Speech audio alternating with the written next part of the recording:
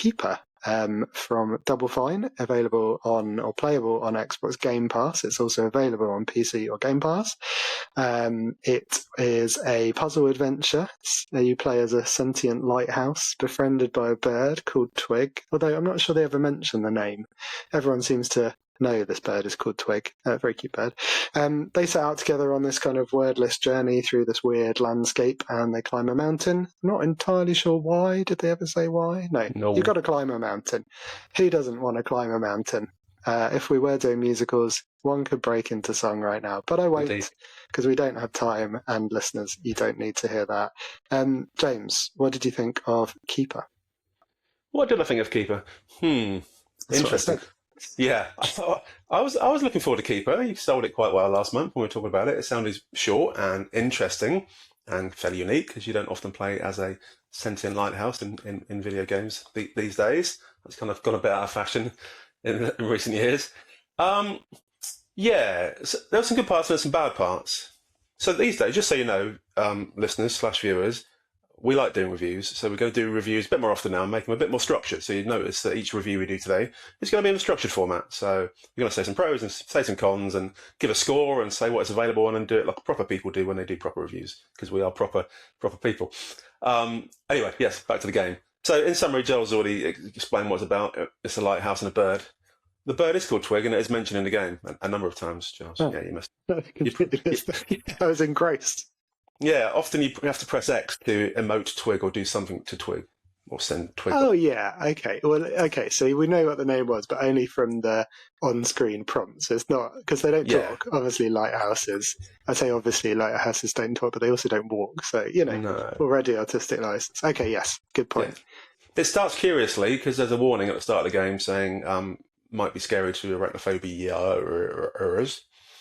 Not because there's any spiders in it. There's not literally a spider in the entire game. But the lighthouse grows some legs. And even though it only grows 4 legs, it walks around in a spider-like way. Yeah. So that's supposedly scary for people who are scared of spiders. Also scared of lighthouses with legs. Obviously the same kind of family of phobias. So, good. So originally the lighthouse starts off and looks after the bird because the bird's being chased by some dark forces that are flying towards it. So the lighthouse shines its light of hope at the dark forces, and the dark forces fly away. And the bird is saved. Hurrah! And that begins a magical journey together of friendship and enlightenment. Then the lighthouse kind of falls down the cliff, and then it kind of gets back up and it stumbles around a bit, and that's quite irritating. So you sort of rock from side to side to get back off the ground. You think, God, this is going to be awful. It eventually gets up, and it's slightly less awful, but only marginally so, because for me, the control system in the game, I didn't enjoy. For those who enjoy really irritating fixed camera angles, you'll probably love the game. I'm not one of those people.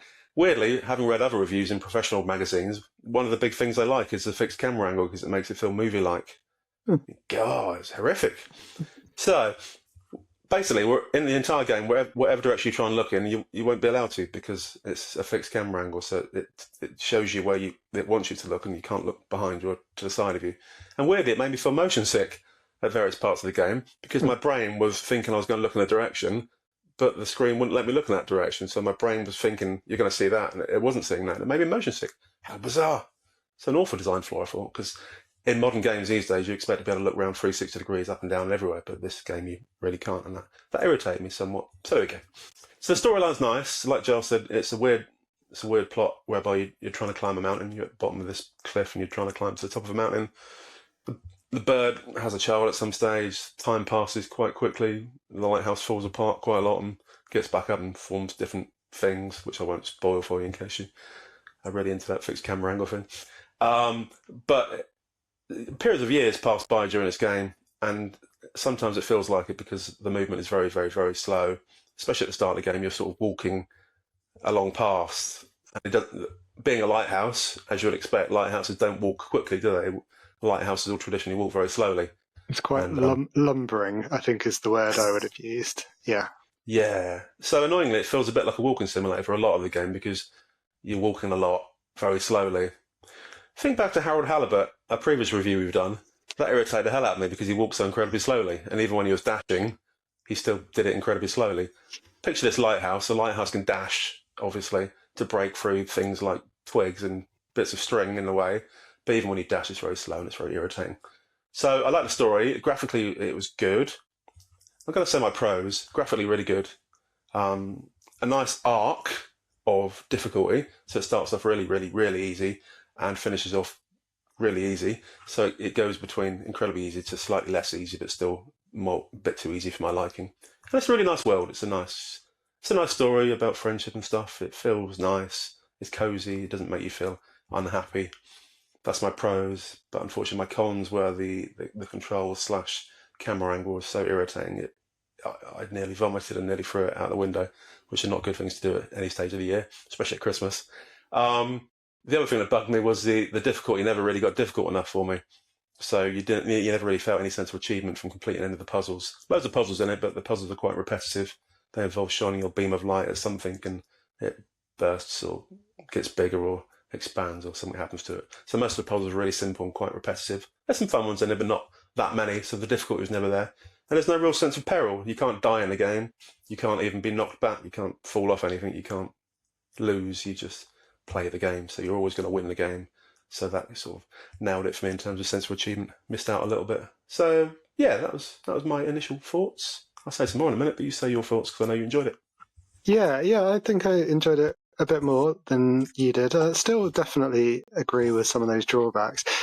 Interestingly, the fixed angle thing didn't bother me. And I was actually thinking that it would make it certainly more accessible for, we've talked about Hannah, for example, and other people who can't quite get used to that kind of control the character with one stick, control the camera with the other. So probably makes it a bit easier. And I did think this is, although there is probably what would be described as mild peril in a BBFC rating, there's nothing too scary. So I thought this would be potentially quite a good game to play with kids who have a lot of patience.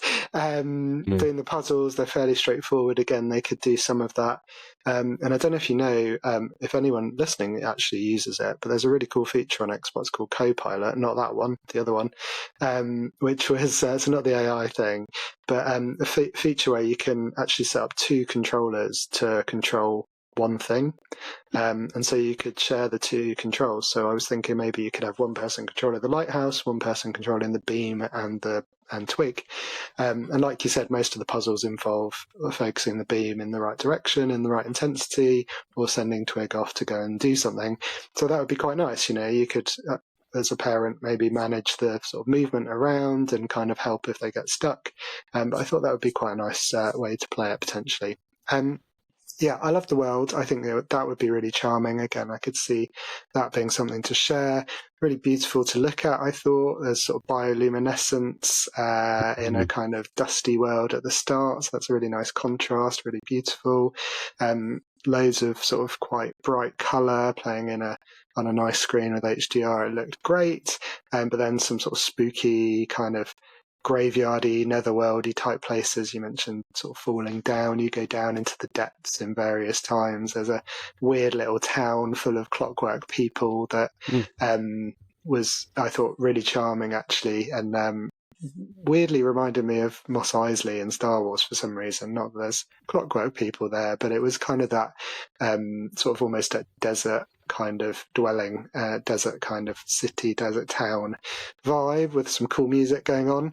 I thought it sounded great. I really loved the sort of beeps and boops and the weird kind of atmospheric sound effects that were happening because there was no dialogue at all, which I thought was quite cool.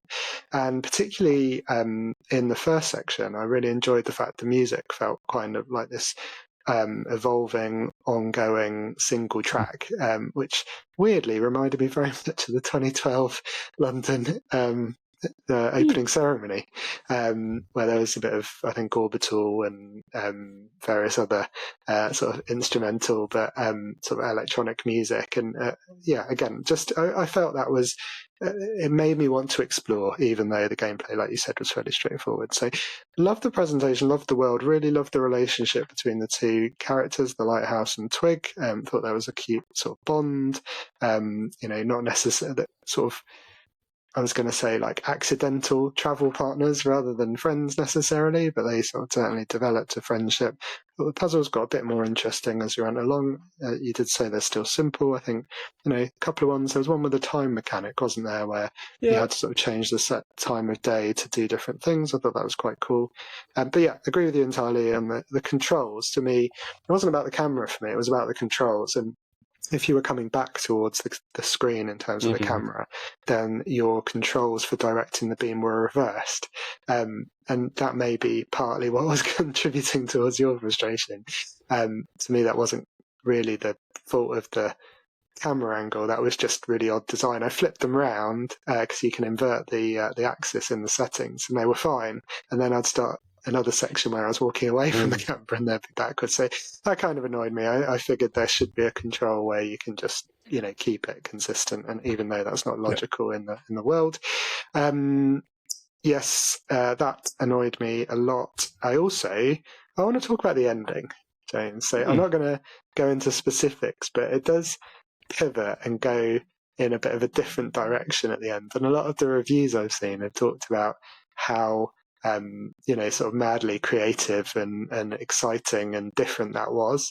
And I think we've got different views on this, because my feeling was that I had actually, because I was really enjoying the bond between the two characters, because I had got into the kind of lumbering, slow puzzles, I could have done with it being shorter. It took about 6.5 hours, I think, 7 hours to finish. And if it hadn't kind of gone off in a weird tangent, then I definitely would have needed to finish a bit shorter, a bit sooner. But yeah, I was a bit sad because I liked that. I was into that. That was kind of, to me, I'd settled. That was the game, and then it went a bit different. But I think you enjoyed the ending a bit more. Yeah, it's kind of two halves for me. The first half, I was bored to tears and hated it, and couldn't see myself finishing it ever. But then, after the first transformation of the lighthouse into something else, which I won't spoil, it's not that exciting, but it's much more interesting. It's a thing.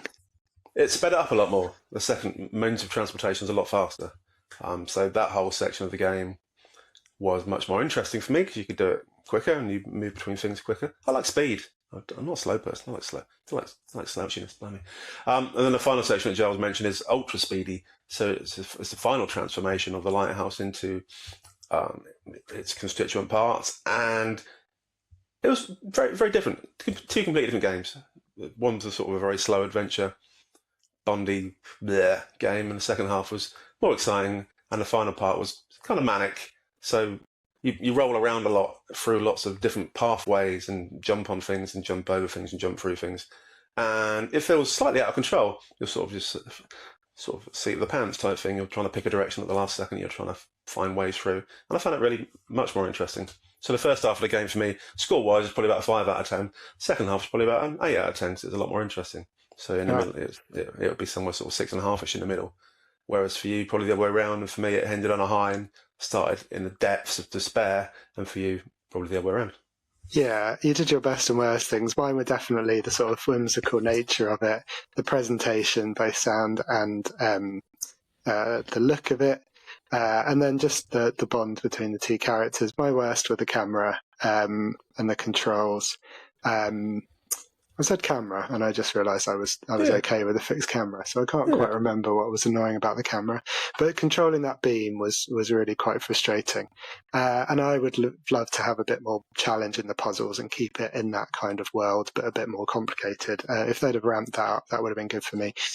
Yeah, my score was an 8. I think consensus was that the final third kind of made the game for me. I think I would have probably potentially put it as a 9 if it had kept going and evolved.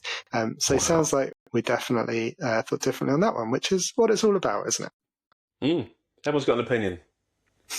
Indeed.